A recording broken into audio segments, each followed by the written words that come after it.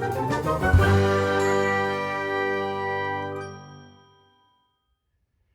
everyone, this is Chris, your friendly neighborhood Minnesota comic geek, here with a quick haul video from a couple weeks ago at this point now. Before I get started, I would ask that if you enjoy this type of comic book related content, please give the video a thumbs up, hit the notification bell, and subscribe to the channel so that you don't miss any future videos.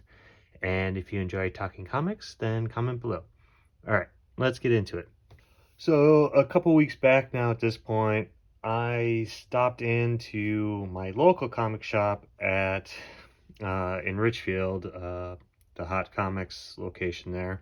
And as you have it, you go in to pick up some new comics, the ones you're expecting, and sometimes you see things that catch your eye and you look at and you're like, maybe I'll give this a shot. The comic that caught my eye was this one, Superman number 21. It's Legacy number 864, a new release a couple weeks ago.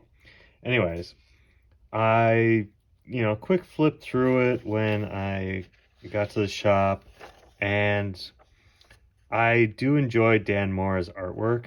I think his style is evolving pretty well, in my opinion, and I enjoy it.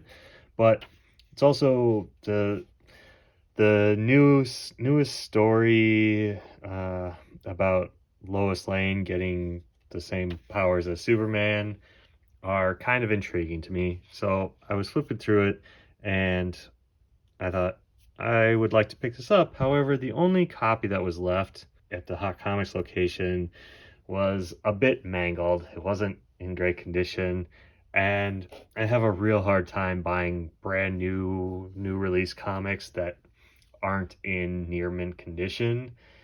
It's just, I don't know, personal thing for me. It seemed I don't want to buy a brand new damaged thing. Anyways, I know a different local comic shop close by, relatively speaking, down in Apple Valley. Issues Needed Comics usually gets a pretty good variety of new issues. They do a good job with their ordering, and so I headed down there specifically to pick up a better copy of this issue, which I did, as you see. But also, I knew that they had a specific Adam Hughes thing that I wanted to pick up, which I'll get to. But I also had a secondary objective, and that was to see if I could find any recent Frank Cho variant cover back issues. So as you see, I picked up Superman number 21. Happy to get that. I also found on their back issue shelves this Catwoman Uncovered issue 1 with this awesome Frank Cho variant cover in his kind of ballpoint beauties style, mixed with some Art Nouveau graphic elements, the framing and everything. Love the cover. The whole DC Uncovered comics that they've released over the last year, haven't been my favorite thing to pick up. In fact, I haven't picked up any of them. This is the first one. Some of their, I like the idea of a kind of cover or artwork showcase book like this. It's just when, say for a Wonder Woman Uncovered issue, their selection of what they choose to put in aren't, in my opinion, the best covers in the world. They leave out a lot of good ones. I don't know if they're planning on making it an ongoing and regularly recurring title where they showcase new covers every month. I don't know, but I've only seen a standalone one-shot issue for all of these uncovered issues, so I would like to try and find these in the dollar bins at some point, just because, I don't know, $6 for this feels a little much in my opinion, but I picked it up anyways because I wanted the Frank Cho cover. I also found another copy of Catwoman 70, which was released a couple months ago at this point now. Again, featuring Catwoman in her with his Frank Cho's ballpoint style, cross-hatching style, which I love. I have multiple copies of this already, but happy to get another one, especially in good condition. I found an issue of Poison Ivy number 23 featuring the Frank Cho Art Nouveau style variant cover. Happy to add this to my collection because I recently bought I think it's the 1 in 50 Virgin variant, I believe, or maybe it's just a 1 in 50 ratio. It's a black and white line art version of this cover, which I love. So happy to find kind of the pair to that issue, or that variant. So really cool to find this one. And then this was one of the reasons I went down there, because I knew they had this in their kind of magazine back issue bin. It's the Wizard magazine number 83, the Adam Hughes kind of heroines of comics cover. It's a fold out one, but it was $10. I knew they had it. Wanted to get a slightly better copy than the one I have in my collection, because the one I have is from when it originally released back in 1998, and it has been looked through multiple times over the years. So yeah, happy to get all of these items, because like I said, I kind of went on a specific hunting mission for these Frank Cho and Adam Hughes stuff. But while I was there, they also have $1 back issue bins for recent release titles. I assume it's just excess stock of recent releases that they don't think will have long-term value, or it's just taking up space that they need to free up, because again, their shop has a really small footprint. So every time I'm down there, I end up digging through at least a couple of the bins. I don't do them all, because as you'll see, the issues aren't always in the greatest of condition, because they're not bagged and boarded in these bins. So people flip through them, damage them. So it's not always the greatest pulls in the world, but I did find a stack of $1 issues to bring home. I got a copy of Annihilation 2099 number 1. This is I think it's the first appearance of Nova 2099, who, if you won't spoil who it is, but it's an interesting choice that they made a Nova Corps member for 2099.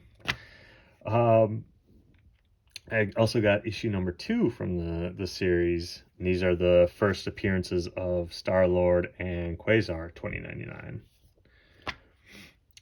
I found a copy of Avengers Twilight Book 4 featuring the Alex Ross cover. And the reason I grabbed this is because I did buy this title originally when it was released, but there was one cover that I didn't get the Alex Ross version. For whatever reason, it wasn't there on release day, or it was already bought out. So I think it was the Thor one, so that for $1, I took a chance. I'll have to look in my collection to see if this was the one that I was missing, but I have all the others, so it'd be nice to have the full Alex Ross set for this title. Then I came across a few Action Comics issues, specifically because they were drawn by Rafa Sandoval, who is the current artist on the Absolute Superman title, and I'm enjoying his art on that. I decided, I saw these and saw that he was the artist on them, and so I picked up a few just because I've kind of been enjoying his Superman art style and like his storytelling and everything from Absolute Superman. So get a couple of his previous issues for $1. I got issue 1064, 1065, 1066, and I got 2 copies of 1068. This one is the Terry Dodson variant cover, and they had the Frank Cho swimsuit variant for the same issue, which swimsuit variant, I don't know, I think Frank missed the assignment on this one because they're just in their costumes, not swimsuit versions, I guess. I don't know. Hard to call it a swimsuit variant just because they're skiing. I don't know. Anyways, then I came across Black Widow and Hawkeye #1, the Art Germ cover, and also a Adam Hughes variant version of the same issue.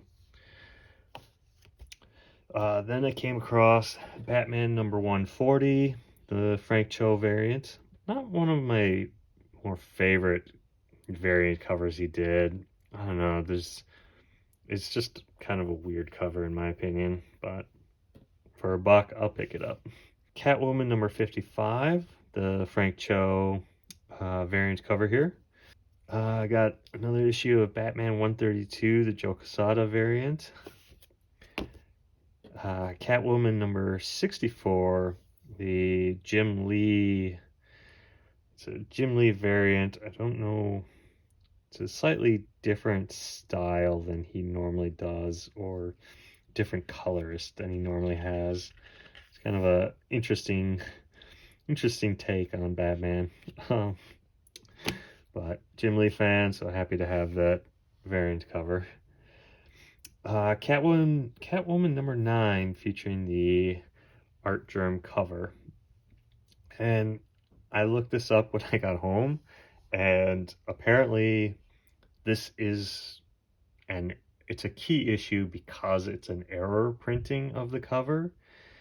She should be upside down. Yeah, like the cover should be printed this way, where she's hanging upside down from the ceiling, but DC didn't recall it. They just let it go, but you can tell because the Batman painting on the wall is upside down. It should be right side up. So just kind of an interesting fact about this cover. And lastly, Batman Catwoman the Gotham War Scorched Earth #1. It's I forget the artist. Who's the artist on the cover? Kendrick Lim. I just thought it was a very beautiful painting, digital painting style cover of Catwoman for $1. Happy to pick it up and add it to the collection. So yeah, those were my kind of $1 pickups. Yeah, so that was just like I said, a quick stop into Issues Needed Comics down in Apple Valley. Always happy to stop in there and see what they have on their shelves. I never leave there without spending at least $30 to $40. It's just how it goes. But yeah, with that, I will end this video. Thanks for watching, and again, if you enjoyed this type of comic book related content, please give the video a thumbs up, hit the notification bell, and subscribe to the channel. Until next time, comment below, and let's talk comics. Bye.